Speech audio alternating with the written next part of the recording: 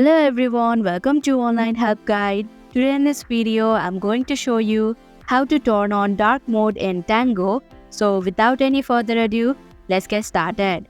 First of all, open Tango application. Click on your profile in top left corner.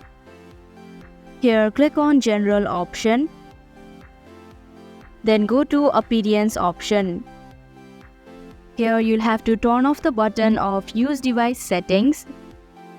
Now tap on Dark option. So that is how you can turn on dark mode in Tango.